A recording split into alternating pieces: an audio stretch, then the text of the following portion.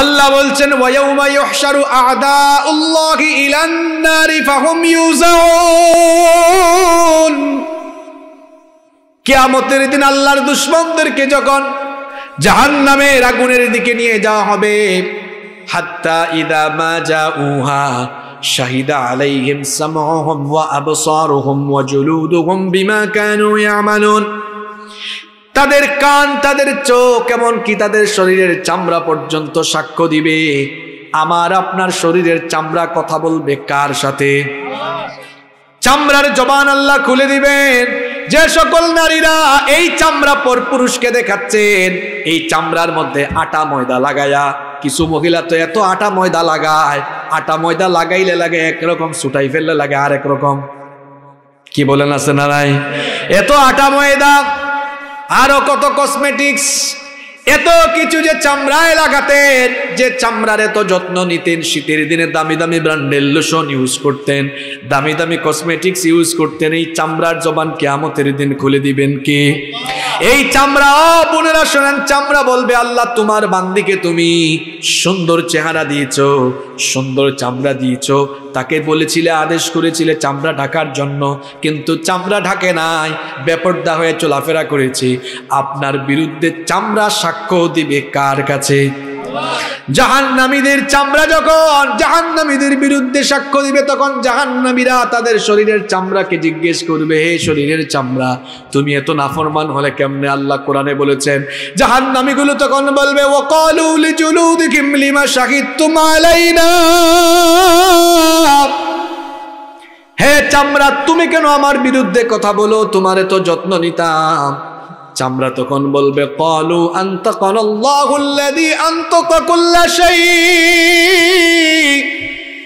বাক শক্তিদাতা যিনি, আমার জবান খুলে দিয়েছেন তিনি। চামড়াও তখন কথা বলবে। এজন্য আমার বোনদেরকে, মাদেরকে বলতে চাই, ঘর থেকে যখন বের হবেন পর্দা করে বের হবেন। পর্দার বিধানটা কার? আবার পর্দা করে তামাশা করবেন না, কারণ নবীজি বলেছেন শেষ জামানায় এমন কিছু নারীর পয়দা হবে, নিসাউহুম কাসিয়াতুন আরিয়াত, কাপড় পরলেও মনে হবে তারা যেন উলঙ্গ উলঙ্গ আছে। অর্থাৎ এমন আটোসাটো আর এমন ফেতনা সম্পন্ন কাপড় পরবে, অর্থাৎ বুরখা পরছে পর্দার জন্য, কিন্তু বুরখাগুলো হবে আটোসাটো, যেগুলো সেন্সিটিভ জায়গা পর্যন্ত বোঝা যাবে। এইরকম আটোসাটো লাল নীল বিভিন্ন কালারের অ্যাট্রাকটিভ বুরখা, এগুলো পরা যাবে না। আমার বোনদেরকে বলবো, ঢিলে ঢালা বুরখা পরবেন, পাতলা নয়, বরং একটু ভারী। আবার এত ভারীরা যেন গরমে মরে যান, এত পাতলাও নয় যাতে শরীর দেখা যায়। একটু সুন্দর শালীন বুরখা হবে, যেটা দিয়ে শরীর দেখা যাবে না, আটোসাটো হবে না, ঢিলে ঢালা হবে। ঢিলে ঢালা হবে, আকর্ষণীয় কালারের হবে না, একদম কালো কালারের বুরখা পরে। আবার বুরখা পইরাও কিছু নারী ফেতনা ছড়ায়। বুরখা পইরা দেখা যায় মুখ খোলা রেখে দিয়েছে। মানুষের দেহের আকর্ষণের মূল জায়গা হলো চেহারা। এজন্য মানুষ যখন বিয়ে করতে যায় তখন হাত পাও দেখে না, চেহারা আগে দেখে। আরো জোরে বলেন, কারণ চেহারা দেখেই তো মায়া সৃষ্টি হয়, ভালো লাগা সৃষ্টি হয়। আল্লাহ বলেছেন মাথার উপর থেকে এমন একটা চাদর ব্যবহার করো যা তোমার মুখ, তোমার বক্ষ দেশ পর্যন্ত আবৃত করে রাখে। আল্লাহ নবী বলেছেন আখিরি জামানায় পর্দা কইরা কিছু নারী ফিতনা ছড়াবে। নবীজি বলেছেন আলা রুউসিহিম কাআসনিমাতিল বুখতিল ইজাফ, আলা রুউসিহিম কাআসনিমাতিল বুখতিল ইজাফ। বুখতি উটের কুজের মতো ভাঁজ দিয়ে দিয়ে স্টাইল করে তারা মাথার মধ্যে হিজাব পরবে। বলেন তো এই ধরনের আধুনিক যুগের ফেতনাবাজ অনেক নারী আছে না নাই? লিপস্টিক লাগিয়ে আশকারা মাস্কারা কত কিছু মুখে লাগায়া এরপরে স্টাইল করে, ওই যে নবীজি বলেছেন বুখতি উটের কুজের মতো ভাঁজ দিয়া হিজাব পরে। আমার বোনদেরকে বলবো এরকম করবেন না, কারণ নবীজি বলেছেন ইলআনুহুন্না, এইরকম মহিলাদেরকে তোমরা মুসলমানরা লানত দাও, ফা ইন্নাহুন্না মালউনাত, কারণ তারা হলো অভিশপ্ত। এই সকল নারীদেরকে অভিশপ্ত বলেছেন প্রিয় নবী মুহাম্মদুর রাসূলুল্লাহ সাল্লাল্লাহু আলাইহি ওয়াসাল্লাম। এজন্য আমার মাদেরকে বোনদেরকে বলবো, খবরদার, পর্দার নামে ফিতনা করে অভিশপ্ত হওয়া যাবে না, আবার বেপর্দা হয়ে জাহান্নামীও হওয়া যাবে না। আমরা পর্দা মেনটেন করব। আমরা যারা এখানে পুরুষ মানুষ আছি, আমরাও আমাদের মহিলাদেরকে পর্দা কিতা আওয়াজ করেন না কেন? আপনারা পর্দা করাবেন না? কিছু মানুষ আছে বিয়ে শাদী কইরা নিজের বউকে শাড়িটারি পরাইয়া বুরখা টুরখা ছাড়া বের হয়, এরা রুচিহীন পুরুষ, ব্যক্তিত্বহীন পুরুষ। এই যে বিয়ের ফাংশনে মানে ক্লাবে গেল বউ নিয়ে, এরকম শাড়িটারি পরাইয়া ক্লাবে নিয়ে গেছে কোনো ফাংশনে, আর ওই বিয়ের প্রোগ্রামে আসা অনেক পুরুষরা তাকায় তাকে বলতেছে ইস উফ, এমন কি বলতেছে ভাইয়া এটাকে কয় চিনস না তোর ভাবি, কয় উফ হেভি লাগতেছে। বউ কার আর কুতাকুতি করে কে দেখছেন? নিজের বউয়ের সৌন্দর্য মানুষকে দেখায়া এরকম কমেন্ট শোনার পরেও যে পুরুষের লজ্জা লাগে না, একটা বেহায়া বেশরম ব্যক্তিত্বহীন পুরুষ। এটা রুচিশীল পুরুষ নয়, এটা রুচিহীন পুরুষ। আপনি টাকা পয়সা দিয়া মোহরানা দিয়া আপনার বউ আপনি বিয়ে করলেন, আপনার বউকে আপনি দেখবেন, আপনার বউয়ের সৌন্দর্য আপনি উপভোগ করবেন। আপনার বউ কি জনগণের সম্পদ নাকি যে জনগণ তার সৌন্দর্য উপভোগ করবে? যারা নিজের বউকে জনগণ দেখার জন্য এরকম বেপরদা বানায় ছেড়ে দিয়েছে, এই সকল বেহায়া বেশরম পুরুষরা নিজের বউকে জনগণের সম্পদে পরিণত করেছে। আল্লাহ তাআলা ওই সকল লোকদেরকে হেদায়াত দান করেন। নামাজের মধ্যে ঐক্যের শিক্ষা রয়েছে, কিভাবে ঐক্যবদ্ধ থাকার শিক্ষা রয়েছে। রব্বুল আলামিন সালাতকে নামাজকে একা একা ফরজ করেন নাই, বরং নামাজকে ফরজ করা হয়েছে জামাতের সঙ্গে। কোরআনুল কারীমের 2 নম্বর সূরা সূরাতুল বাকারা 43 নম্বর আয়াতে রব্বুল আলামিন বললেন ওয়া আকিমুস সালাতা ওয়া আতুজ যাকাতা ওয়ারকাউ মা'আর রাকিঈন। আর সালাত কায়েম করো এবং যাকাত দাও, এবং যারা মসজিদে গিয়ে রুকু করে তাদের সঙ্গে রুকু করো। অর্থাৎ জামাতবদ্ধভাবে ঐক্যবদ্ধ হয়ে নামাজে দাঁড়াও। এই আদেশটা যিনি দিয়েছেন তিনি কে? দেখুন, মসজিদের বাহিরে নামাজের বাহিরে আমরা এক একজন এক এক রকম থাকি। এই যে এখানে আমরা সবাই বসে আছি, এখন যদি কোনো নামাজের জন্য ইকামত হয়, দেখবেন সবাই আমরা কাঁধে কাঁধ লাগিয়ে ঐক্যবদ্ধভাবে দাঁড়িয়ে যাব।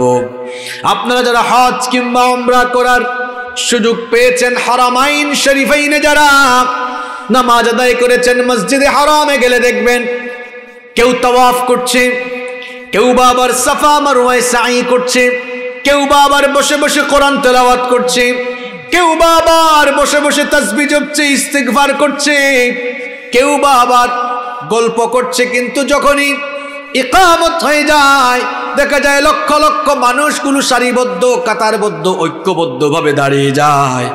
এই যে নামাজের সুন্দর এই ঐক্যের শিক্ষা, এভাবে যদি এই ঐক্যের শিক্ষাটা নিয়ে মসজিদের বাহিরে আমরা সীসা ঢালা প্রাচীরের মতো ঐক্যবদ্ধ থাকতে পারতাম, পৃথিবীর 200 কোটি মুসলমান ঐক্যবদ্ধ যদি থাকতে পারত, মুসলমানরা দুনিয়াতে আজকে অধপতিত থাকতো না, মাথা উঁচু করে দাঁড়িয়ে গোটা পৃথিবীকে মুসলমানরা নেতৃত্ব দিত।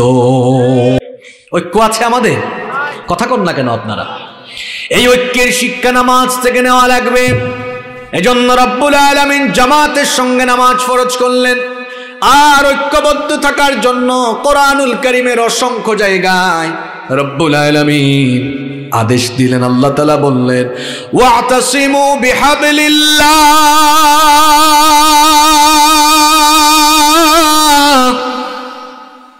ঐক্যবদ্ধ হয়ে আল্লাহর দ্বীনের রজ্জুকে আঁকড়ে ধরো। ওয়ালা তাতাফাররাকু, খবরদার তোমরা বিচ্ছিন্ন হয়ে যাও না। এমনকি দুনিয়ার যত পয়গম্বর এসেছিলেন সবাইকে আল্লাহ আদেশ দিয়েছিলেন আন আকিমুদ্দিন, আমার জমিনে আমার দ্বীন কায়েম করো। ওয়ালা তাতাফাররাকু ফি, বিচ্ছিন্ন হয়ে যেও না, আলাদা হয়ে যেও না। আল্লাহ তাআলা বারবার সাবধান করেছেন, সতর্ক করেছেন, আলাদা হয়ে যেও না। কারণ আলাদা হয়ে গেলে, বিচ্ছিন্ন হয়ে গেলে, দলে দলে বিভক্ত হয়ে গেলে মুসলমানদের শক্তি বাড়বে না কমবে? আস্তে বলবেন না, জোরে বলেন, বাড়বে না কমবে? মুমিনে মুমিনে সম্পর্ক হবে এমন। বুখারী শরীফের হাদিস, নবীজি বলেছেন আল মুমিনু লিল মুমিনি কাল বুনিয়ান ইয়াশুদ্দু বা'দুহু বা'দা, মুমিনের সাথে মুমিনের সম্পর্ক হবে। বিল্ডিং এর যে দেয়াল আছে, প্রাচীর আছে, দেয়ালের প্রাচীরে লাগোয়া ইটের মতো একটা শক্ত মজবুত প্রাচীরের মতো মুমিনদের সম্পর্ক হবে। কথাটা বোঝানোর জন্য আমি আপনাদেরকে বলছি, শোনেন, সবাই তাকান আমার দিকে।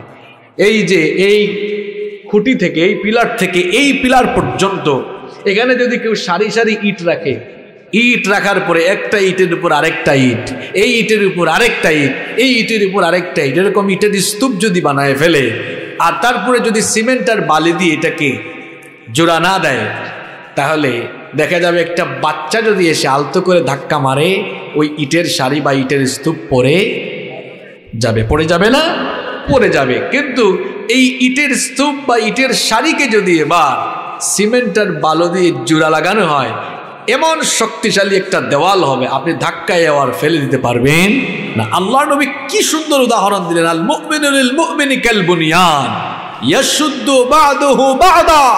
মুমিনে মুমিনের সম্পর্ক হবে একটা প্রাচীরের মতো, একটা মজবুত প্রাচীরের মতো। অর্থাৎ মুসলমানরা যদি ঐক্যবদ্ধ থাকে, আলাদা না হয়ে সব মুসলমানরা যদি এক থাকে, তাহলে ফলাফল কি হবে?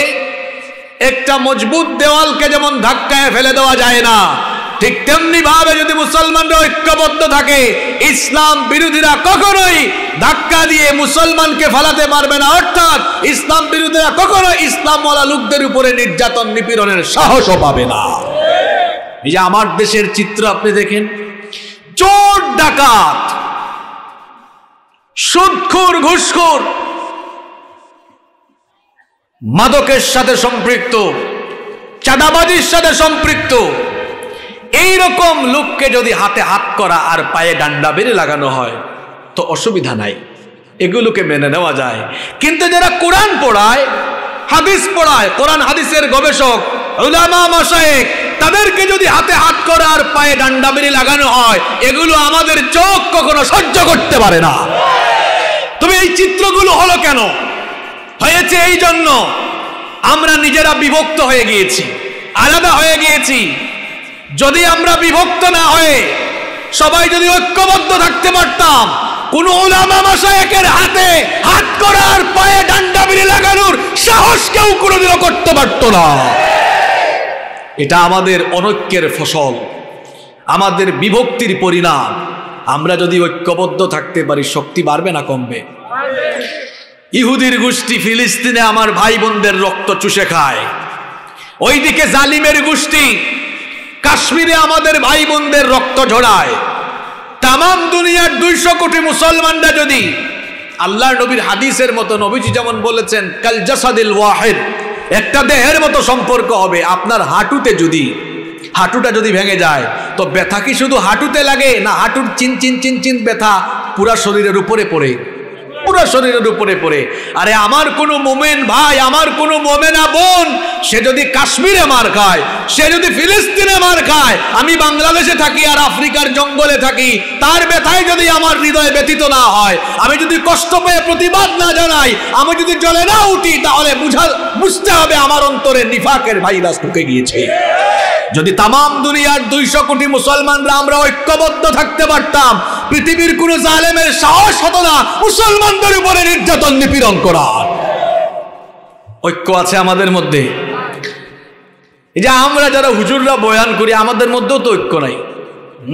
একজন বলছিল পাল্লার মধ্যে ব্যাঙ রাখা যেমন কঠিন। ব্যাঙ চিনেন তো আপনারা এখানে আঞ্চলিক ভাষায় ব্যাঙকে কি বলেন? আচ্ছা, ব্যাঙের কাজ কি? এটা এক জায়গায় থাকে না। পাল্লার মধ্যে ব্যাঙ রাখা যেমন কঠিন, আলেমদেরকে এক টেবিলে বসানো ঠিকই তো আছে, বসতে চায় না। সামান্য সামান্য বিষয় নিয়ে মতবিরোধ, একটা বিষয় অমিল, আপনি কাফের, আপনি বাতিল। আরে ভাই, আপনার সাথে উনার মিলে নাই একটা, খোঁজে দেখেন মিল আছে 99টা।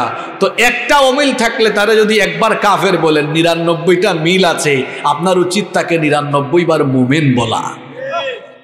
কিন্তু আমরা কি করি? ওই একটা অমিল একটা নিয়েই পড়ে আছে।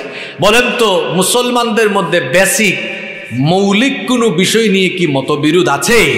আপনারা কি শুনছেন এরকম কখনো যে কোনো আলেম বলছে আমার দৃষ্টিতে ফজরের নামাজ 4 রাকাত, আর আরেকজন বলছে আমার দৃষ্টিতে ফজরের নামাজ 6 রাকাত? এরকম শুনছেন আপনারা? হ্যাঁ, নামাজের ওয়াক্ত, নামাজের রাকাত নিয়ে সবাই একমত, নামাজ ফরজ একমত।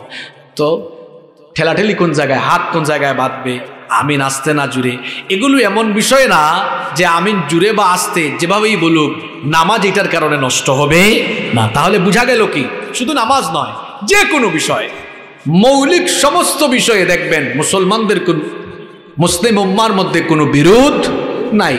যেগুলো ঐচ্ছিক বিষয়, অপশনাল বিষয়, সেগুলো নিয়ে বিরোধ আছে। সেগুলোতে বিরোধ থাকলেও আমরা তো চাইলে ইত্তিফাক মাল ইখতিলাফ, হ্যাঁ ইখতিলাফ থাকুক, ইখতিলাফগুলোকে রেখেও তো আমরা সবাই ঐক্যবদ্ধ হতে পারি যদি আমাদের সংকীর্ণ হৃদয়কে প্রশস্ত করে দিতে পারি, উদারতা যদি লালন করতে পারি, নিজেদেরই লাভ হবে। আমরা ওলামায়ে কেরামকে বলবো, আসুন আমরা একটু উম্মতের ঘরে যে আগুন লাগছে আমরা একটু পানি ঢেলে ঠান্ডা করি, উম্মতের ঘরকে এক রাখি। এখন আগুন লাগছে, যদি কেরোসিন আলো ঢেলে দেই তাহলে আগুনের তেজ বাড়বে না কমবে? আমরা ঐক্যবদ্ধ থাকলে শক্তিশালী হব। বলেন তো, আপনাদের সবার হাতে যদি একটা লাঠি দেওয়া হয়, লাঠি বুঝেন তো আপনারা? আঞ্চলিক ভাষায় কি বলেন লাঠিকে? হ্যাঁ আচ্ছা, লাঠি। একটা লাঠি হাতে থাকলে এই লাঠিটা ভাঙা সহজ না কঠিন? খুব সহজ। এখন যদি প্রত্যেকের হাতে 100টা করে লাঠি দেওয়া হয়, ভাঙতে পারবেন? কুতানি শুরু হবে, কিন্তু ভাঙতে পারবেন না। কি বুঝলেন? আপনি হুজুর, আমি হুজুর, আপনি হুজুর, আপনি হুজুর, আপনি হুজুর, সব হুজুর আলাদা আলাদা। এক লাঠি হাতে থাকলে যেমন ভাঙা সহজ, মুসলমানদের মধ্যে অনৈক্য থাকলে ইসলাম বিরোধীরা যারে যখন ধরবে তার মেরুদণ্ড ভাঙাও তাদের জন্য সহজ। আর 100টা লাঠি যেমন ভাঙা কঠিন, ঠিক তেমনি আমরা যদি আমাদের যে বেসিক বিষয়ে মতবিরোধ নাই, এই জায়গাতে আমরা একমত থেকে ঐচ্ছিক বিষয়ে যে ইখতিলাফ আছে এগুলোকে আমরা আমলে না নিয়ে সবাই যদি ঐক্যবদ্ধ থাকতে পারি, 100টা লাঠিকে যেমন ভাঙা যায় না, ঐক্যবদ্ধ থাকলে আরে মুসলমানদের উপরে নিপীড়ন চালানো তো দূরের কথা, ইসলামওয়ালা লোকদের বিরুদ্ধে কথা বলার সাহসও কোনোদিন কেউ পাবে না। এই যে দেখুন, কিছুদিন আগে শিক্ষা সিলেবাস নিয়ে এদেশের সকল ঘরানার সকল মতের দলের আলেমরা যখন ঐক্যবদ্ধভাবে জোরালো প্রতিবাদ করলেন, শিক্ষামন্ত্রীর গলার আওয়াজ বড় ছিল, গরম ছিল, সেটাও নরম হয়ে যেতে বাধ্য হয়েছে। কি বুঝলেন? ঐক্যবদ্ধ থাকলে একটা সুফল পাওয়া যায়। আর নাস্তিক্যবাদ যারা চর্চা করে, নাস্তিক্যবাদের চর্চা যারা আমাদের সমাজে ছড়িয়ে দিতে চেয়েছিল, এরা ভাবছিল যে হুজুর হুজুর আলাদা আছে, আমরা এই সুযোগে ঢুকায় দিই। ব্যাককলের দল। এদেশে একজন আলেম বেঁচে থাকতে বান্দ্রামি শিক্ষা ব্যবস্থা আর নাস্তিক্যবাদ চর্চা করতে দেওয়া হবে না, হবে না, হবে না ইনশাআল্লাহ। আর বাংলাদেশে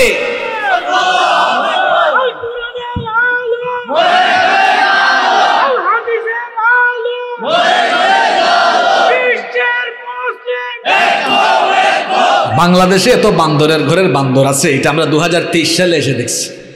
আধুনিক বিজ্ঞান চার্লস ডারউইনের যে মতবাদকে ডাস্টবিনে ফেলে দিয়েছে, ওইটাকে কুড়াইয়া এনে আমাদের কোমলমতি ছেলে মেয়েদের মগজ ধুলাই করার জন্য, এদেরকে সংশয়বাদী বানানোর জন্য হাতে গোনা কয়েকটা লোক এই বিবর্তনবাদ তত্ত্ব ঢুকিয়ে দিতে চেয়েছিল। ভাবছে আমরা আলেমরা ঘুমায় গেছি। না, আমরা আলেমরা ঘুমায় জানাই, বান্দরের ঘরের বান্দর। তোদের মা বাপ বান্দর ছিল, তোদের পূর্বপুরুষরা বান্দর থাকতে পারে, আমাদের পূর্বপুরুষ বান্দর ছিল না। আমরা মানুষ, মানুষের জাত মানুষ থেকে মানুষ হয়েছে। যারা ডারউইনের বিবর্তনবাদ তত্ত্বে বিশ্বাস করে, তোরা চিড়িয়াখানায় গিয়ে তোদের জাতি ভাইদের সাথে থাক। খাঁচার অভাব হলে এদেশের মুসলমানরা খাঁচা বানায় দিবে, ঠিক কিনা বলেন? সম্মানিত ভাইয়েরা, তাহলে নামাজের 1 নম্বর শিক্ষা মনে থাকবে, আমরা ঐক্যবদ্ধ থাকব। আমরা কি ভেজাল করব, ঠেলাঠেলি, গুতাগুতি করব, অনৈক্য আর বিভক্তিতে থাকবো না, সবাই ঐক্যবদ্ধ হবে? কি জ্বালা! আহা, মুসলমান পরিচয় দেয় না, কত পার্ট। কেউ কয় আমি দেওবন্দি, কেউ কয় আমি হানাফি, কেউ কয় আমি লামাজহাবি, কেউ কয় আমি গরম একদম কড়া সুন্নি, কেউ কয় আমি একটু ঠান্ডা মাপের সুন্নি, কয় আমি গরম ঠান্ডার মাঝখানে হালকার মধ্যে ঝাপসা, কেউ আবার কয় আমি লামাজহাবি। আফসোস, দুর্ভাগ্য, আপনি আপনার নিজের পরিচয় মুসলমান বলে দিতে পারলেন না। পৃথিবীতে আল্লাহ তাআলা যত পয়গম্বর পাঠিয়েছেন, সব পয়গম্বররা এসে মানুষকে ইসলামের দাওয়াত দিয়েছেন, মুসলমান বানিয়েছেন। এজন্য আমার আপনার পরিচয় একটাই, আমরা সবাই মুসলমান। মুসলমানের এর বাহিরে আর কোনো পরিচয় থাকতে পারে? আমাদের রব কয়জন? নবী কয়জন? কিতাব কয়টা? আমাদের প্রভু এক, এক নবীর উম্মত, জীবন বিধানে ওই শিবানী কোরআন। আমাদের প্রভু এক, এক নবীর উম্মত, জীবন বিধানে ওই শিবানী কোরআন। তবে কেন এক নও হে মুসলমান, এক হও, এক হও করিয়াও বান। আল্লাহ আমাদেরকে ঐক্যবদ্ধ করে দেন। আরো আসতে বলেন আমিন। আপনারা কি ক্লান্ত হয়ে গেছেন? ক্লান্ত হইলে তো আমি হওয়ার কথা। এত দীর্ঘ পথ পাড়ি দিয়ে আসলাম, আমার গলার আওয়াজ তো ঠিক আছে, এনার্জিও আছে আলহামদুলিল্লাহ। তা আপনারা কি খায় আসেন নাই? খাওয়া দাওয়া করেছেন সবাই? এত টাটকা টাটকা মাছ আপনারা খান, এই টাটকা টাটকা মাছ খেয়ে যদি আওয়াজ তো আস্তে করে দেন, হ্যাঁ, মাছ তো লজ্জা পাবে। আয়োডিন যুক্ত মাছ না সব, সামুদ্রিক মাছকে বিজ্ঞান কি বলে? মহা ঔষধ বলে। তো এগুলা খাইয়া এই নিয়ে এনার্জি বানাইছেন আপনারা। তাহলে নামাজের এক নম্বর শিক্ষা পেলাম, নামাজ আমাদেরকে ঐক্যবদ্ধ থাকার শিক্ষা দেয়। নাম্বার 2, নামাজ আমাদেরকে সময়ানুবর্তিতা শেখায়, টাইম ম্যানেজমেন্ট। সময়ের কাজ সময়ে করা, সময়কে গুরুত্ব দেওয়া, সময়ের প্রতি সচেতন হওয়ার শিক্ষা নামাজের ভেতরে আছে না নাই? কারণ প্রত্যেকটি নামাজকে শিডিউলের ভিত্তিতে ফরজ করা হয়েছে। এজন্য রব্বুল আলামিন বলেছেন, ইন্নাস সালাতা কানাত আলাল মুমিনিনা কিতাবাম মাওকুতা। নিশ্চয়ই সালাতকে, নামাজকে সময়ের ভিত্তিতে, শিডিউলের ভিত্তিতে, সময়ানুবর্তিতার ভিত্তিতে ফরজ করা হয়েছে। প্রত্যেকটা নামাজের নির্দিষ্ট একটা সময় আছে না নাই? কেউ যদি কয় আমি ফজরের নামাজ বিকাল 4টায় পড়ব, তার কথা মতো হবে নাকি? কেউ যদি কয় আমি জোহরের নামাজ রাত 2টায় পড়ব, কথা মতো হবে নাকি? কেউ যদি কয় আমি আসরের নামাজ সকাল 8টায় পড়ব, হবে না। কেউ যদি কয় মাগরিবের নামাজ আমি দুপুর 12টায় পড়ব, হবে না। কেউ যদি বলে এশার নামাজ আমি ভোর 4টায় পড়ব, হবে না। কারণ নামাজের একটা নির্দিষ্ট শিডিউল আছে, শিডিউল মতো নামাজ আদায় করতে হবে। এমনকি নামাজের যখন সময় হয়ে যায়, যদি নামাজের জন্য সময় হয়, ঘড়ির দিকে তাকিয়ে যদি দেখা যায় সময় হয়ে গিয়েছে, এলাকার গণ্যমান্য ব্যক্তি সেও যদি মসজিদে আসা বাকি থাকে, ওই ভিআইপি আর সিআইপির জন্য অপেক্ষা করা হয়, তখন দেখা যায় সময়ের নামাজ সময়ে সম্পাদিত হয়।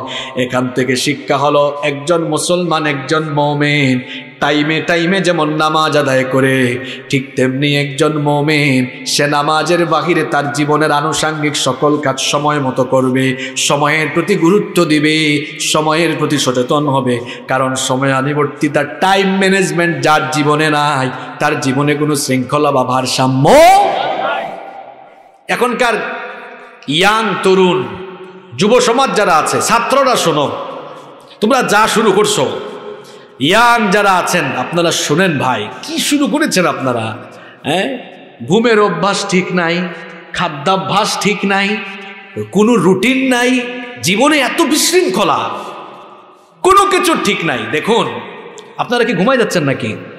আমার কথা শুনতেছেন?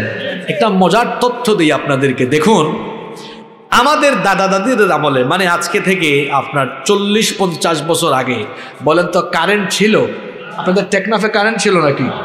ছিল না। তখন টেলিভিশন, রেডিও অ্যাভেলেবেল ছিল না। তখন এই যে স্মার্টফোন, এগুলা কি ছিল? ছিল না। ওয়াইফাই, ইন্টারনেট, ল্যাপটপ, কম্পিউটার, আধুনিক প্রযুক্তি কিছুই ছিল না। না থাকার কারণে, যে আমার চাচারা তারা জানেন, না থাকার কারণে কি হয়েছে, রাত 8টার পরে তাদের কোনো কাজ কাম ছিল না। তারা খায়া দেয়া ঘুম, এখন আমাদের ঘরে আধুনিক প্রযুক্তির ছোঁয়া লেগেছে, এখন কারেন্ট আছে, টেলিভিশন আছে, এখন mobile, laptop, computer, internet, wifi সব আছে। এই জন্য রাত 2টা, 3টা, 4টা পর্যন্ত আমাদের জেগে থাকার অভ্যাসও আছে। এ থাকার কারণে কি হচ্ছে, পরিণতিটা কি হলো? আমাদের আগের যুগের মানুষ যারা ছিলেন, আমাদের চাচা চাচি, দাদা দাদি, তারা 60, 70, 80 বছর বয়সে গিয়েও ফিজিক্যালি ফিট। কেন? খাওয়া দাওয়া ঠিক, ঘুম।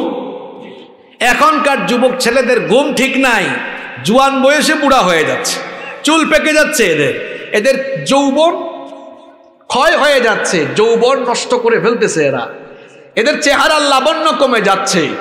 এই যৌবন বয়সে তারা মাইগ্রেনে আক্রান্ত হচ্ছে। ইন্ডিয়ার বেঙ্গালুরুতে শুধু দৌড়াচ্ছে মাইগ্রেনে আক্রান্ত। কত ধরনের রোগ দেখা দিয়েছে, কেন জানেন? টাইম ম্যানেজমেন্ট জীবনে নাই, সময়ানুবর্তিতা নাই। দেখবেন কিছু কিছু যুবক ছেলেরা 2টা 3টা পর্যন্ত প্রযুক্তির পেছনে পড়ে আছে। আহারে, এই প্রযুক্তি আমাদেরকে ইবাদত থেকেও গাফেল করে দিয়েছে। আজান পড়তেছে, তাকাইছে তো তাকাইছে, শুধু ফোন স্ক্রলিংই আছে রাত 2টা 3টা পর্যন্ত। এমনকি আরো দুঃখের ব্যাপার হলো, আমরা যখন ছোট ছিলাম, আমি নিজের চোখে দেখেছি যে আগে মানুষ মেহমান বাড়িতে গেলে চেয়ারে গুল হয়ে বসতো, কিংবা সবাই এভাবে বসে একজন আরেকজনের খোঁজ খবর নিত, কে কেমন আছে, কে কি করছে, আন্তরিকতা, হৃদ্যতার যে একটা সম্পর্ক, সেটা দেখা যেত। এখন প্রযুক্তির ছোঁয়া লেগেছে, এখন দেখবেন সবাই মেহমান বাড়িতে যায়, এতগুলো মানুষ একসাথে বসে আছে, কেউ কারোর সাথে কথা কয় না, সবাই নিচের দিকে মাথা দিয়ে শুধু ফোন স্ক্রলিং করে। কথা ঠিক আছে? এই আধুনিক প্রযুক্তির ছোঁয়া লাগায় আমাদের হৃদ্যতা, আন্তরিকতা কমে যাচ্ছে, ভালোবাসা কমে যাচ্ছে, মানুষ যান্ত্রিক হয়ে যাচ্ছে। এত বেশি যান্ত্রিক হওয়া উচিত নয় যে যান্ত্রিকতার কারণে আমাদের ভালোবাসা কমে যায়, হৃদ্যতার বন্ধন হালকা হয়ে যায়। এত বেশি প্রযুক্তি নির্ভর হওয়া উচিত। এজন্য আমার তরুণ যুবক ভাইদেরকে স্পেশালি আমি বলবো, প্রিয় ভাইয়েরা, হ্যাঁ, প্রযুক্তি আমরা ব্যবহার করব, কিন্তু ইসলামের কল্যাণে ব্যবহার করব, মানুষের কল্যাণে ব্যবহার করব। যতটুকু করা দরকার ততটুকু করব। অপ্রয়োজনীয় কোনো কিছুই ভালো, অতিরিক্ত কোনো কিছুই ভালো নয়। এই যে ছাত্র যারা আছো, তোমরা যারা স্কুল, কলেজ, ইউনিভার্সিটি, মাদ্রাসায় পড়ো, ভাই শোনো, তোমরা ডেইলি কমপক্ষে 8 থেকে 10 ঘন্টা ফেসবুকে থাকো, ইউটিউবে থাকো। আল্লাহর কসম, তোমরা যদি এই 8-10 ঘন্টা চেয়ার টেবিলে বসে পড়াশোনা আর গবেষণায় থাকতে পারতা, আমার দেশে পরমাণু বিজ্ঞানী হইত, আমার দেশে আইনস্টাইন, নিউটনকে পেছনে ফেলে দেওয়া বিজ্ঞানীর পয়দা হয়ে যেত, আমার দেশে চিকিৎসা বিজ্ঞানী, বড় বড় ইঞ্জিনিয়ার, ডাক্তার, বড় বড় মনীষীর পয়দা হতো। যে পরিমাণ সময় তোমরা ফেসবুকে দাও, ভাই সারাদিনে 1 ঘন্টার সময় ফেসবুকে থাকলে কি হয় না? বাকি সময়গুলো পড়াশোনায় দাও, গবেষণায় সময় দাও, জীবনে সফল হবা, কেরিয়ার সুন্দর হয়ে যাবে ইনশাআল্লাহ। টাইম ম্যানেজমেন্ট জীবনে নিয়ে আসেন। আর ব্যক্তি জীবনের টাইম ম্যানেজমেন্টের পাশাপাশি সামাজিক এবং রাষ্ট্রীয় পর্যায়ে সকল কিছুতে টাইম ম্যানেজমেন্ট দরকার।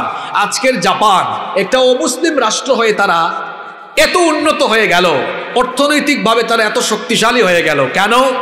কারণ রাষ্ট্রীয়ভাবে তারা টাইম ম্যানেজমেন্টের বেলায় তারা অত্যন্ত সচেতন। আমি বেশ কিছুদিন আগে, সম্ভবত 2-3 বছর আগে, কোনো পত্রিকায় না কোন জায়গায় যেন আমি পড়লাম যে জাপানের রেলওয়ে স্টেশনের তাদের রেলগুলো, ট্রেনগুলো এমনভাবে চলাচল করে যে সময়ে যে ট্রেন যে ডেস্টিনেশনে যাওয়ার কথা একেবারে ঠিক ওই সময়েই সেখানে পৌঁছে যায়, এমনভাবে তারা টাইম মেনটেন করে। শোনেন, যখন যোগাযোগ ব্যবস্থায়, যোগাযোগ তো বুঝেন আপনারা, যোগাযোগ ব্যবস্থায় যখন টাইম ম্যানেজমেন্ট ঠিক থাকে তখন কিন্তু বাদ বাকি সবকিছু ঠিক থাকে। কেন জানেন? যোগাযোগের উপরে অনেক কিছু নির্ভর করে, যোগাযোগের উপরেই অনেক কিছু নির্ভর করে। বিশেষ করে রাষ্ট্রযন্ত্রের বেশিরভাগ বিষয় যোগাযোগের উপরেই নির্ভর করে। আমাদের অবস্থা দেখেন না, আপনি এয়ারপোর্টে যান, বিমানের ফ্লাইট শিডিউলে বিপর্যয়, রেলওয়ে স্টেশনের অবস্থা তো খারাপ, ভয়াবহ। আমাদের দেশে 10টা ট্রেন কয়টায় আসে স্টেশনের মাস্টারও জানে না, যাত্রীও। একবার এক লোক রেলওয়ে স্টেশনে বসে আছে, 10টা একটা ট্রেন ব্যাগ টেক নিয়ে বসে আছে, ভাবতেছে আল্লাহ জানে কখন আসে। ঠিক 10টা বাজার 10 মিনিট আগে যখন ট্রেনের হুইসেল শুনছে, লোকটা খুশি হইয়া ব্যাগ টান মারে উঠতে যাবে, আরেকজন হাত ধরে বসাই দিছে, কয় ভাই বসে যান, খুশি হইয়েন না, এটা গতকাল রাত 10টার ট্রেন, আজকে 10টায় আসছে। এই রকম সময়ের প্রতি গাফলতি আমাদের সমাজ ব্যবস্থায়, রাষ্ট্র ব্যবস্থায় আছে না নাই? ব্যানারে কিংবা পোস্টারে যদি লেখা থাকে অনুষ্ঠান শুরু হবে বিকাল 3টায়, পাবলিক ভালো করে জানে বুচ্চিটা শুরু হবে বিকাল 5টায়। কি বলেন, ঠিক আছে কথা? সময়ের প্রতি সচেতনতা, সময়ের কাজ সময়ে না করলে মানুষ কখনো সফল হতে পারবে। এই যে দুনিয়াতে আছি, আমাদের হায়াত আছে, what is life? What's the definition of life? জীবন কি? জীবন হচ্ছে সময়ের সমষ্টির নাম। ইমাম হাসান আল বসরি রাহিমাহুল্লাহ তিনি বলেছেন, ইয়া ইবনা আদম, হে আদম সন্তান, ইন্নামা আনতা আইয়াম ইযা যাহাবা ইয়াউমিন যাহাবা বা'দুক। হে আদম সন্তান শোনো, তোমার জীবন হলো কতিপয় গণনা করা কয়েকটা দিনের নাম মাত্র। যখনই একটা দিন চলে যায় তখনই তো তোমার জীবন থেকে কিছু অংশ কমে যায়। সময়ের সমষ্টির নাম হলো জীবন।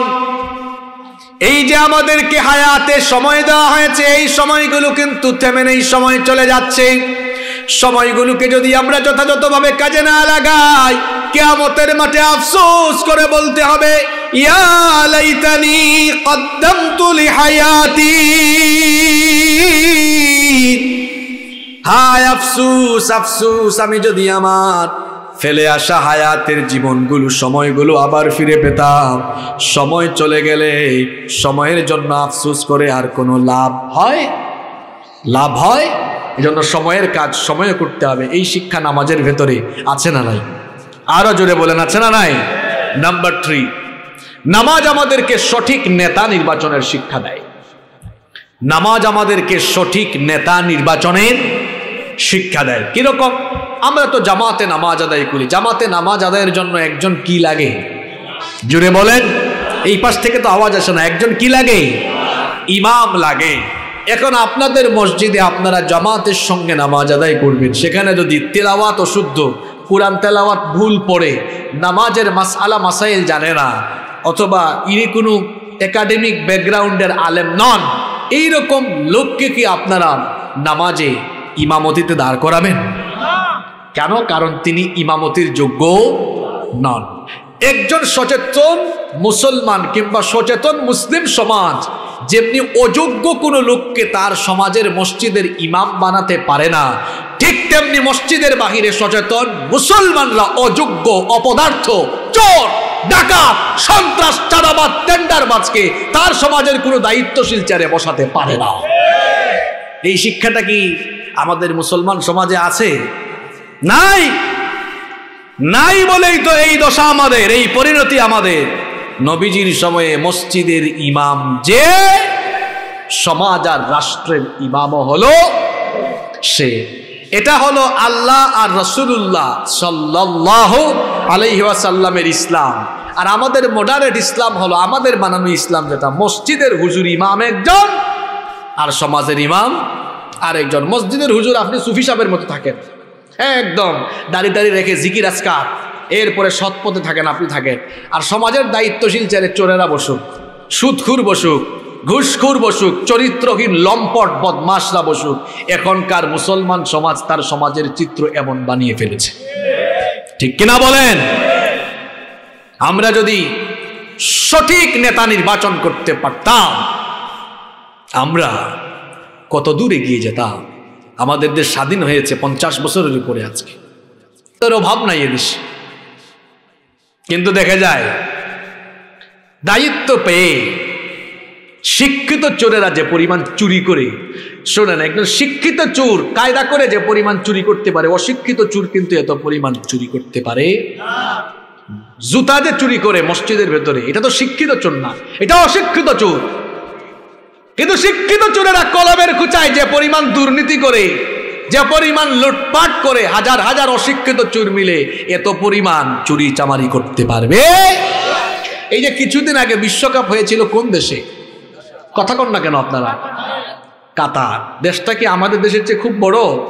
আরে আমাদের ঢাকা শহরের চেয়েও ছোট একটা দেশ, কিন্তু বিশ্বকাপে যে পরিমাণ খরচ তারা করেছে, এটা দিয়ে বাংলাদেশকে কয়েক বছর চালানো যাবে। দেখুন, 1 শতাব্দী আগে, 100 বছর আগে এই কাতার বলেন, দুবাই বলেন, আমিরাত বলেন, বাহরাইন বলেন, সৌদি আরব বলেন, আরাবিয়ান গালফের যে দেশগুলো, এরা অর্থনৈতিকভাবে এখন অনেক শক্তিশালী, কিন্তু আজ থেকে 100 বছর আগে এরা যাযাবর ছিল, বেদুইন ছিল, মরুভূমিতে উট চালিয়ে জীবনযাপন করত। এই কয়েক যুগের ব্যবধানে এরা অর্থনৈতিকভাবে এত শক্তিশালী। আজকে দুবাই কি হালতে আছে আপনারা জানেন, এবং ধারণা করা হচ্ছে মিডল ইস্টের এই কান্ট্রিগুলোই হয়তো আগামীতে পৃথিবীকে লিড দিতে পারে, এরা এত উন্নতির দিকে এগিয়ে যাচ্ছে।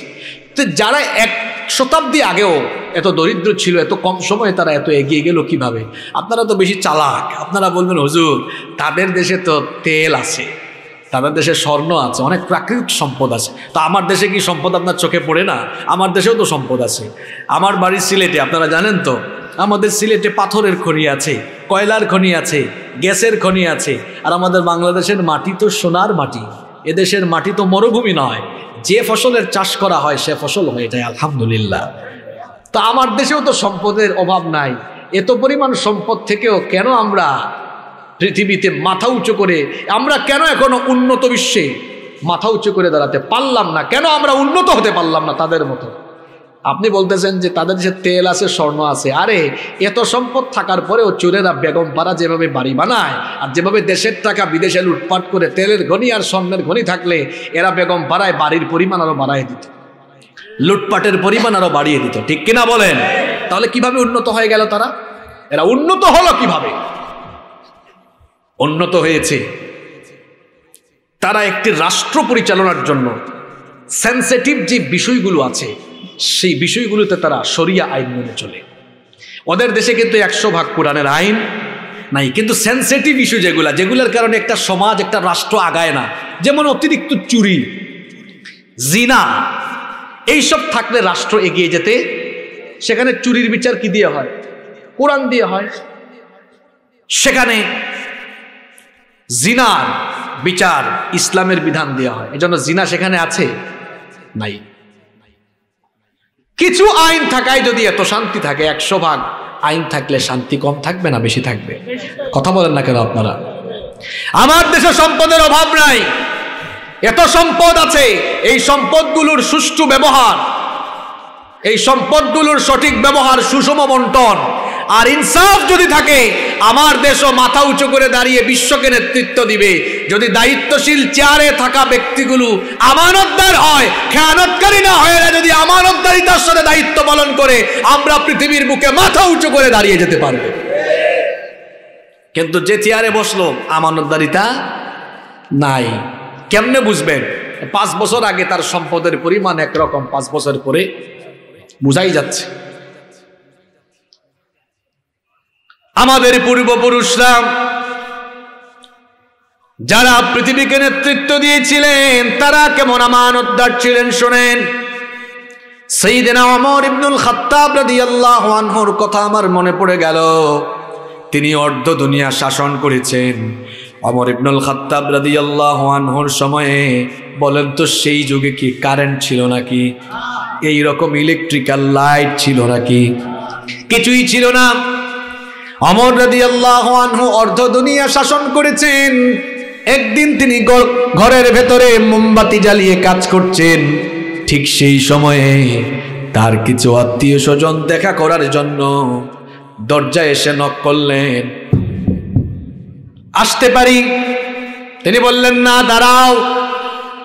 এদেরকে দরজায় দাঁড় করিয়ে রেখে তিনি তার সামনে থাকা মোমবাতির আগুন ফু দিয়ে নিভিয়ে দিলেন। নতুন আরেকটি মোমবাতিতে আগুন জ্বালালেন। এরপরে বললেন, এবার তোমরা ভেতরে আসো। এরা ভেতরে ঢুকে কৌতূহল চেপে রাখতে না পেরে জিজ্ঞেস করলো, আমিরুল মুমিনিন, খলিফাতুল মুসলিমিন, ও আমাদের প্রেসিডেন্ট, আপনার সামনে তো একটা মোমবাতিতে আগুন জ্বালানো ছিল, সেটা ফু দিয়ে নিভিয়ে দিয়ে নতুন করে আরেকটাতে আগুন ধরালেন কেন? তিনি বললেন, শোনো, তোমরা আমার আত্মীয়, তোমরা যখন ভেতরে ঢোকার জন্য অনুমতি চাইলে তখন আমি রাষ্ট্রের টাকা কারো বাপের পয়সা নয়, এগুলো হলো জনগণের পয়সা, ঠিক কিনা? তিনি বললেন, রাষ্ট্রের টাকায় জনগণের টাকায় কেনা মোমবাতির আলো জ্বালিয়ে আমি রাষ্ট্রের কল্যাণে, জনগণের কল্যাণে কাজ করছিলাম।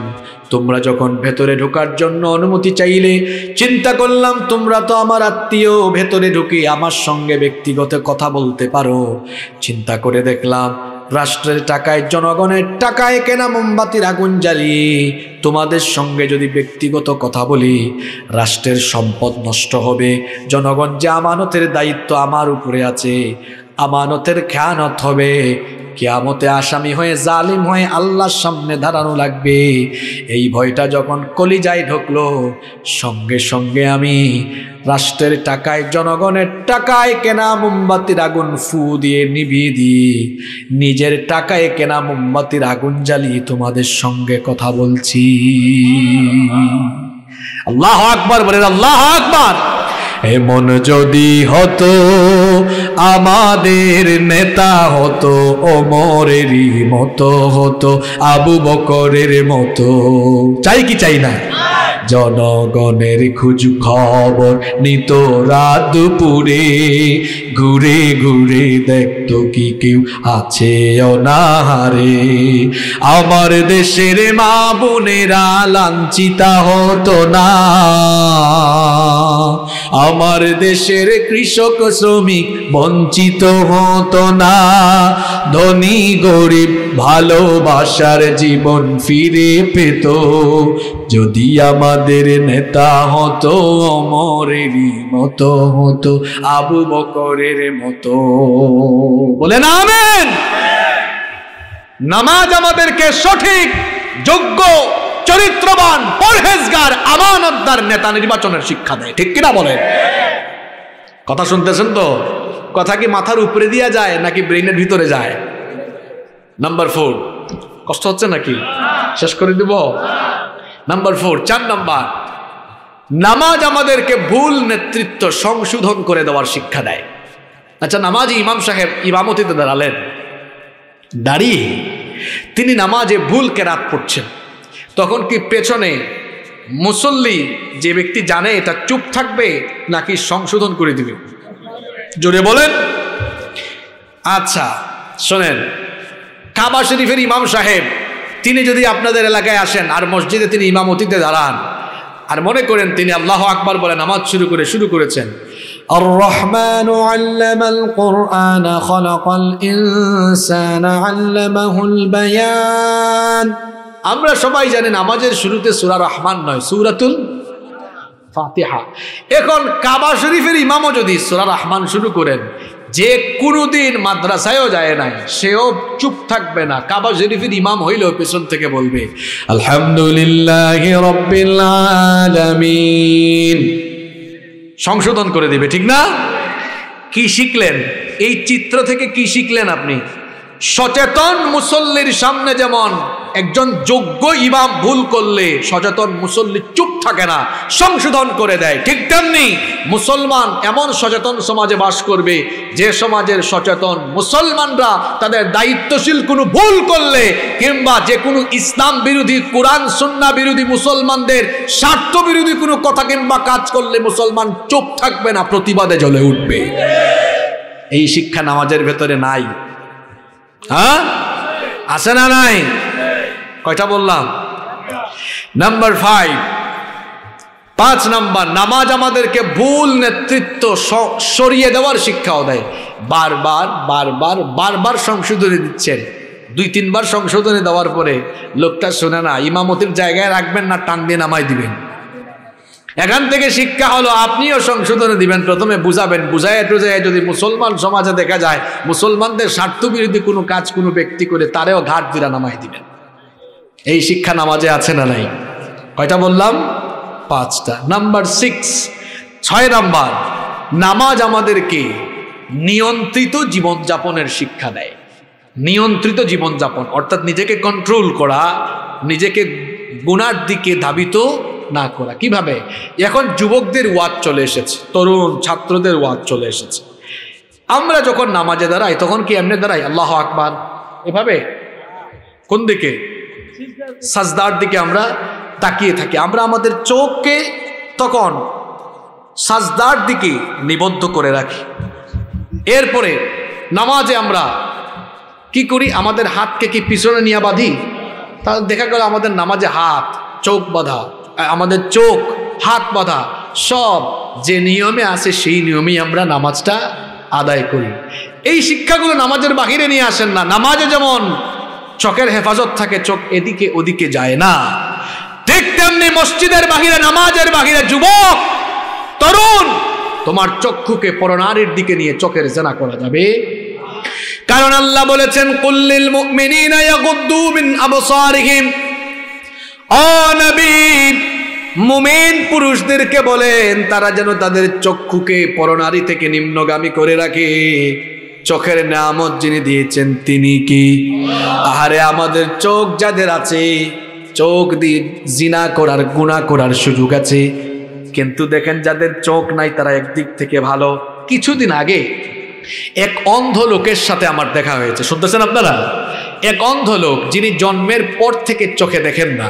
আমি তাকে বললাম, আচ্ছা ভাইজান, আপনি যে জন্মের পর থেকে চোখে দেখেন না, আপনার কি খারাপ লাগে না? কয় না, আমার খারাপ লাগে না।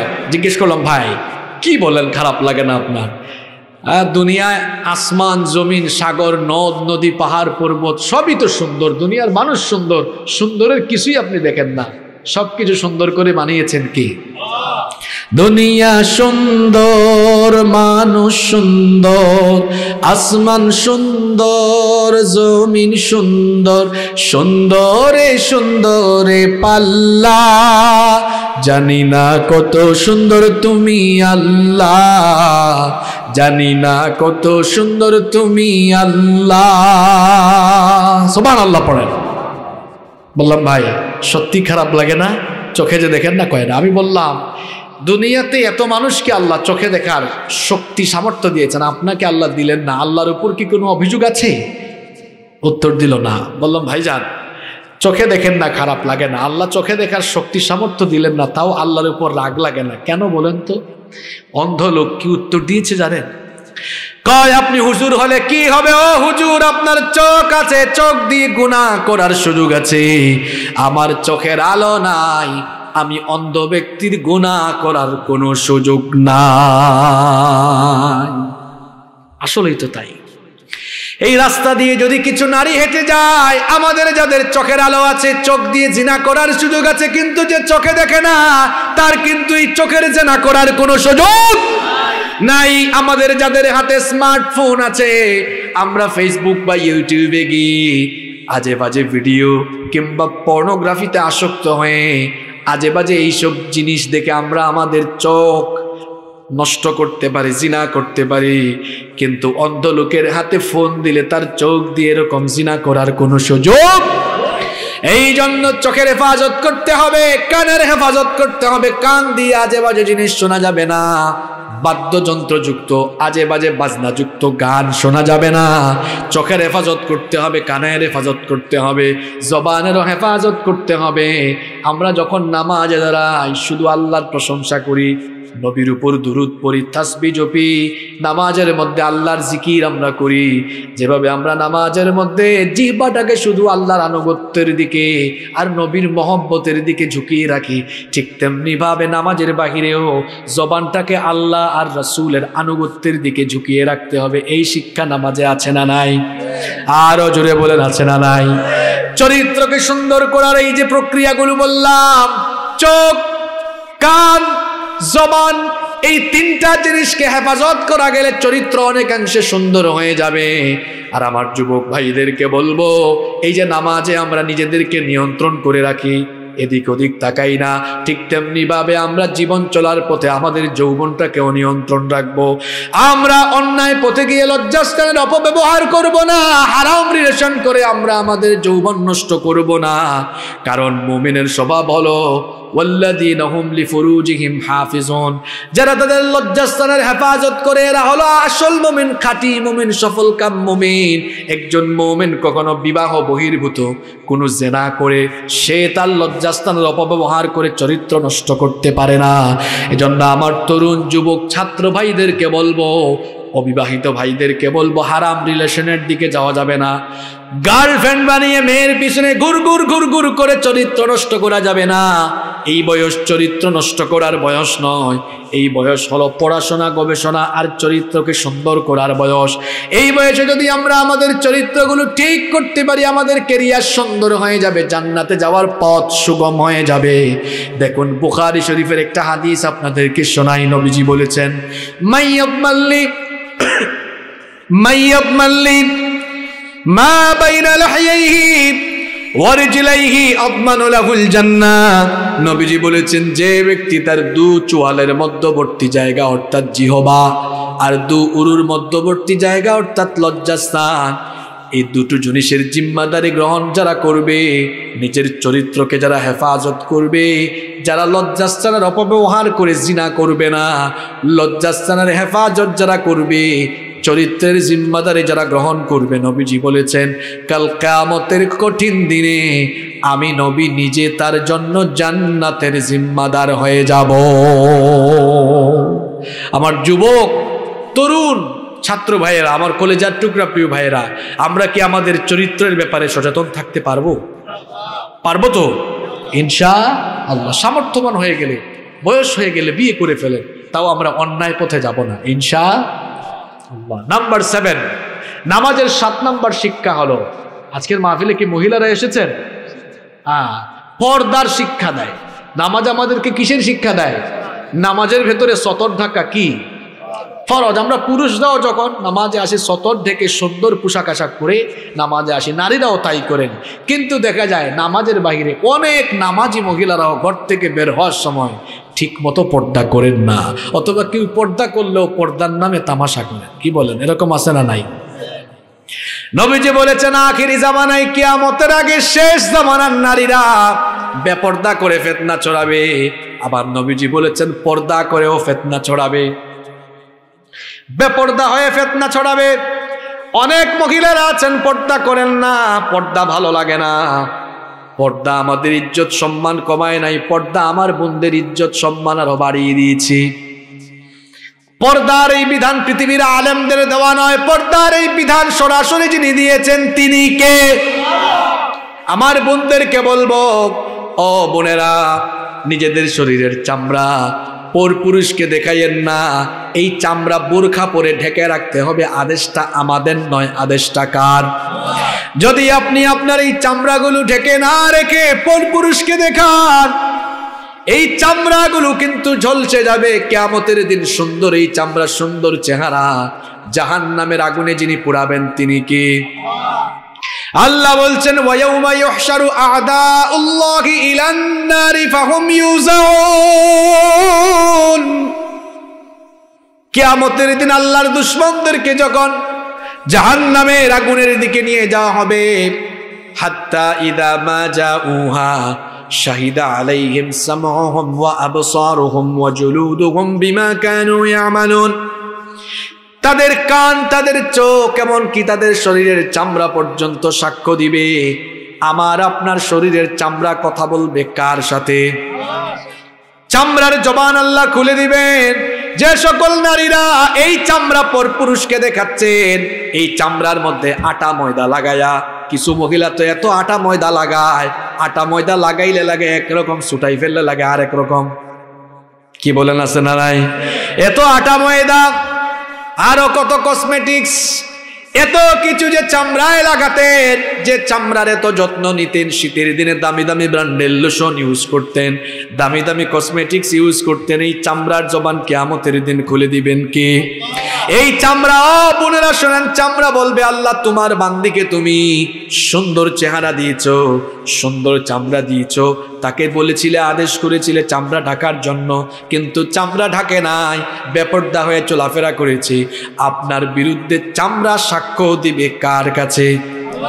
জাহান্নামীদের চামড়া যখন জাহান্নামীদের বিরুদ্ধে সাক্ষ্য দিবে, তখন জাহান্নামীরা তাদের শরীরের চামড়াকে জিজ্ঞেস করবে, হে শরীরের চামড়া, তুমি এত নাফরমান হলে কেমনে? আল্লাহ কোরআনে বলেছেন, জাহান্নামীগুলো তখন বলবে, ওয়াকালু লিজুলুদিহিম লিমা শাহিদতুম আলাইনা। হে চামড়া, তুমি কেন আমার বিরুদ্ধে কথা বলো? তোমার এত যত্ন নিতাম। চামড়া তখন বলবে, ক্বালু আনতাকানাল্লাহুল্লাযী আনতাকা কুল্লা শাই বাক শক্তিদাতা যিনি, আমার জবান খুলে দিয়েছেন তিনি, চামড়াও তখন কথা বলবে। এজন্য আমার বোনদেরকে, মাদেরকে বলতে চাই, ঘর থেকে যখন বের হবেন পর্দা করে বের হবেন। পর্দার বিধানটা কার? আবার পর্দা করে তামাশা করবেন না, কারণ নবীজি বলেছেন শেষ জামানায় এমন কিছু নারীর পয়দা হবে, নিসাউহুম কাসিয়াতুন আরিয়াত, কাপড় পরলেও মনে হবে তারা যেন উলঙ্গ উলঙ্গ আছে। অর্থাৎ এমন আটোসাটো আর এমন ফেতনা সম্পন্ন কাপড় পরবে, অর্থাৎ বুরখা পরছে পর্দার জন্য, কিন্তু বুরখাগুলো হবে আটোসাটো, যেগুলো সেন্সিটিভ জায়গা পর্যন্ত বোঝা যাবে। এইরকম আটোসাটো লাল নীল বিভিন্ন কালারের অ্যাট্রাকটিভ বুরখা, এগুলো পরা যাবে না। আমার বোনদেরকে বলবো ঢিলে ঢালা বুরখা পরবেন, পাতলা নয়, বরং একটু ভারী। আবার এত ভারীরা যেন গরমে মরে যান, এত পাতলাও নয় যাতে শরীর দেখা যায়। একটু সুন্দর শালীন বুরখা হবে, যেটা দিয়ে শরীর দেখা যাবে না, আটোসাটো হবে না, ঢিলে ঢালা হবে। ঢিলে ঢালা হবে, আকর্ষণীয় কালারের হবে না, একদম কালো কালারের বুরখা পরে। আবার বুরখা পইরাও কিছু নারী ফেতনা ছড়ায়, বুরখা পইরা দেখা যায় মুখ খোলা রেখে দিয়েছে। মানুষের দেহের আকর্ষণের মূল জায়গা হলো চেহারা। এজন্য মানুষ যখন বিয়ে করতে যায় তখন হাত পাও দেখে না, চেহারা আগে দেখে। আরো জোরে বলেন, কারণ চেহারা দেখেই তো মায়া সৃষ্টি হয়, ভালো লাগা সৃষ্টি হয়। আল্লাহ বলেছেন মাথার উপর থেকে এমন একটা চাদর ব্যবহার করো যা তোমার মুখ, তোমার বক্ষদেশ পর্যন্ত আবৃত করে রাখে। আল্লাহ নবী বলেছেন আখিরি জামানায় পর্দা কইরা কিছু নারী ফিতনা ছড়াবে। নবীজি বলেছেন আলা রুউসিহিম কাআসনিমাতিল বুখতিল ইজাফ, আলা রুউসিহিম কাআসনিমাতিল বুখতিল ইজাফ, বুখতি উটের কুজের মতো ভাঁজ দিয়ে দিয়ে স্টাইল করে তারা মাথার মধ্যে হিজাব পরবে। বলেন তো এই ধরনের আধুনিক যুগের ফেতনাবাজ অনেক নারী আছে না নাই? লিপস্টিক লাগিয়ে আশকারা মাস্কারা কত কিছু মুখে লাগায়া এরপরে স্টাইল করে, ওই যে নবীজি বলেছেন বুখতি উটের কুজের মতো ভাঁজ দিয়া হিজাব পরে। আমার বোনদেরকে বলবো এরকম করবেন না, কারণ নবীজি বলেছেন ইলআনুহুন্না, এইরকম মহিলাদেরকে তোমরা মুসলমানরা লানত দাও, ফা ইন্নাহুন্না মালউনাত, কারণ তারা হলো অভিশপ্ত। এই সকল নারীদেরকে অভিশপ্ত বলেছেন প্রিয় নবী মুহাম্মদুর রাসূলুল্লাহ সাল্লাল্লাহু আলাইহি ওয়াসাল্লাম। এজন্য আমার মাদেরকে, বোনদেরকে বলবো খবরদার, পর্দার নামে ফিতনা করে অভিশপ্ত হওয়া যাবে না, আবার বেপর্দা হয়ে জাহান্নামীও হওয়া যাবে না। আমরা পর্দা মেনটেন করব। আমরা যারা এখানে পুরুষ মানুষ আছি, আমরাও আমাদের মহিলাদেরকে পর্দা, কিতা আওয়াজ করেন না কেন? আপনারা পর্দা করাবেন না? কিছু মানুষ আছে বিয়ে শাদী কইরা নিজের বউকে শাড়িটারি পরে বুরখা টুরখা ছাড়া বের হয়, এরা রুচিহীন পুরুষ, ব্যক্তিত্বহীন পুরুষ। এই যে বিয়ের ফাংশনে, মানে ক্লাবে গেল বউ নিয়ে, এরকম শাড়িটারি পড়াইয়া ক্লাবে নিয়ে গেছে কোনো ফাংশনে, আর ওই বিয়ের প্রোগ্রামে আসা অনেক পুরুষরা তাকায় তাকে বলতেছে ইস উফ, এমন কি বলতেছে ভাইয়া এটাকে, কয় চিনস না তোর ভাবি, কয় উফ হেভি লাগতেছে। বউ কার আর কুতাকুতি করে কে দেখছে? নিজের বউয়ের সৌন্দর্য মানুষকে দেখায়া এরকম কমেন্ট শোনার পরেও যে পুরুষের লজ্জা লাগে না, একটা বেহায়া বেশরম ব্যক্তিত্বহীন পুরুষ। এটা রুচিশীল পুরুষ নয়, এটা রুচিহীন পুরুষ। আপনি টাকা পয়সা দিয়া মোহরানা দিয়া আপনার বউ আপনি বিয়ে করলেন, আপনার বউকে আপনি দেখবেন, আপনার বউয়ের সৌন্দর্য আপনি উপভোগ করবেন। আপনার বউ কি জনগণের সম্পদ নাকি যে জনগণ তার সৌন্দর্য উপভোগ করবে? যারা নিজের বউকে জনগণ দেখার জন্য এরকম বেপরদা বানায় ছেড়ে দিয়েছে, এই সকল বেহায়া বেশরম পুরুষরা নিজের বউকে জনগণের সম্পদে পরিণত করেছে। আল্লাহ তাআলা ওই সকল লোকদেরকে হেদায়াত দান করেন। কষ্ট হচ্ছে আপনাদের? আর দুইটা পয়েন্ট বলবো, তো 8টা বলছে। নাম্বার 9 নাম্বার, নামাজ আমাদেরকে কোরআনিক লাইফ, কোরআনিক সমাজ প্রতিষ্ঠার শিক্ষা দেয়। কোরআনময় সমাজ প্রতিষ্ঠার শিক্ষা নামাজে আছে না নাই? কেমনে আছে? নামাজে কোরআন ছাড়া অন্য কোনো বই থেকে তিলাওয়াত করা যাবে? কেউ যদি বলে না আমি তো একদম আমি একদম হাফিজুল হাদিস, আমি হাদিসের হাফেজ হয়ে গেছি, হাজার হাজার লক্ষ লক্ষ হাফেজ মুখস্থ, তা আমার মতো হাফেজে হাদিস কোরআন তেলাওয়াত কইরা নামাজ পড়াবো কেন? আমি আজকে হাদিস দিয়েই নামাজ শুরু। আল্লাহু আকবার। عن ابي هريره رضي الله عنه قال قال رسول الله صلى الله عليه وسلم। কেউ মানবে এটা? কথা বলেন, মানবে?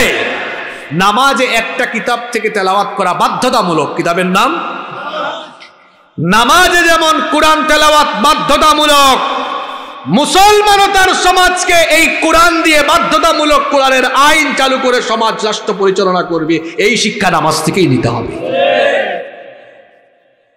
এজন্য এই কোরআনকে শুধু মসজিদ, মাদ্রাসা, খানকায় আর দরবারে রাখলে হবে না, কোরআনকে সমাজ এবং রাষ্ট্র পরিচালনার জায়গায়ও নিয়ে যাওয়ার দরকার আছে না নাই? আপনারা চান কি চান না? কোরআন দিয়ে চুরির বিচার হলে চুরি বাড়বে না কমবে? কোরআন দিয়ে জিনা বেবিচার, ধর্ষণের বিচার হলে জিনা বেবিচার থাকবে না কমবে? ওরা কারা? যারা কোরআনের আন্দোলনের বিরোধিতা করে, কোরআনের রাষ্ট্র গঠনে বিরোধিতা করে, এরা হলো এমন শেষরা চোর। এরা ভালো করেই জানে কোরআনের আইনে যদি সব চলে তা আমাদের মতো শেষরা চোরদের চুরির বিচার শুরু হইলে আমরা তো নিজেরাই শেষ হয়ে যাব। এই জন্য এই শেষরা চোরগুলো জীবনেও চায় না কোরআনের বিধান, কোরআনের রাজ কায়েম হোক। কিন্তু আমরা যারা খাঁটি মুসলমান, আমরা কোরআনের রাজ কায়েম হোক চাই কি চাই না? কারা কারা চান না হাত তুলেন। আপনারা ভাবতেছেন কোথা থেকে উল্টা হুজুর একটা আসছে। হ্যাঁ, আমরা কোরআনের রাজ কায়েম হোক চাই তো, কোরআনের রাষ্ট্র কায়েম হোক আমরা চাই তো। সবকিছু দেখা শেষ, বাকি আছে আল কোরআনের। আল কোরআনের বাংলাদেশ কারা কারা দেখতে চাই? দুহাত তুলে একটু দেখাই। মাশাআল্লাহ, লিল্লাহি তাকবীর।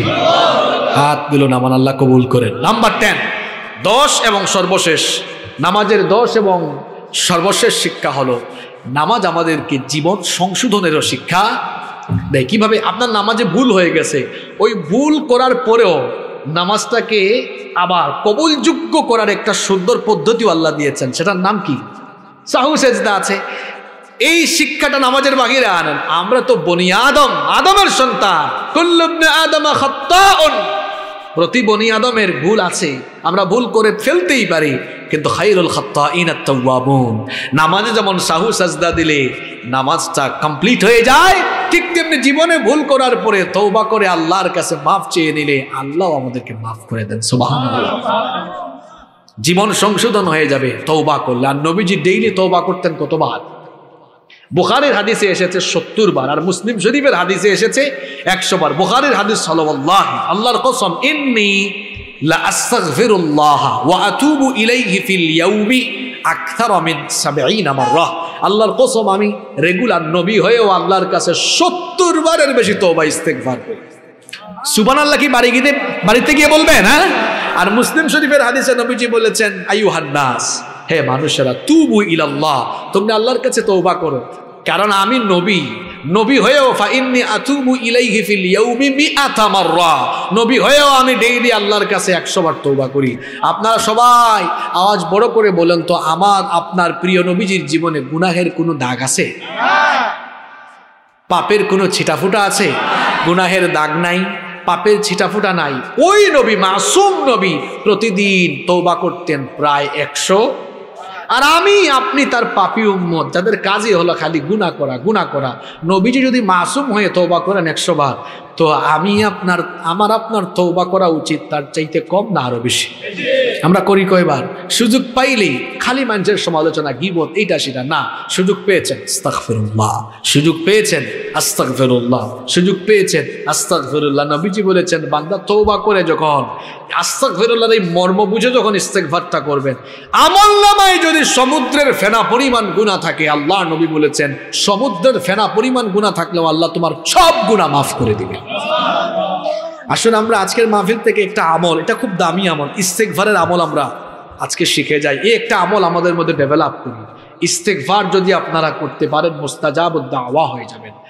আপনাদের হাত, এটা এমন হাত হবে যে হাত উঠলে আল্লাহ আর ফিরাই দিবেন না।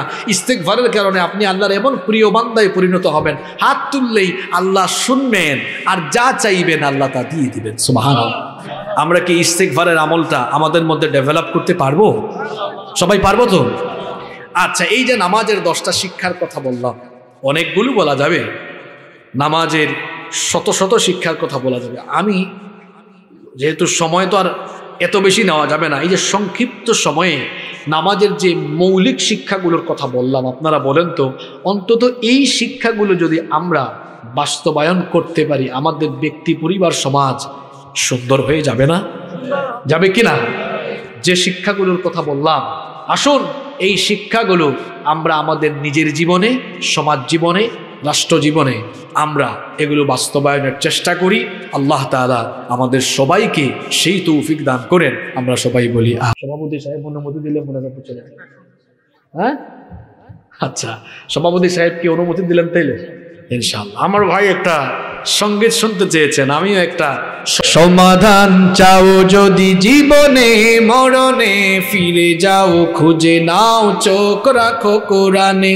সমাধান চাও যদি জীবনে মরণে, ফিরে যাও খুঁজে নাও চোখ রাখো কোরআনে। তবেই পাবে সুখ শান্তির ঠিকানা, তবেই পাবে সুখ শান্তির ঠিকানা, যদি মেনে নাও তুমি মনে প্রাণে। সমাধান, সমাধান চাও যদি জীবনে মরণে, ফিরে যাও খুঁজে নাও চোখ রাখো কোরআনে। If you want a solution in here and hereafter, go back, have a look on the Holy Quran.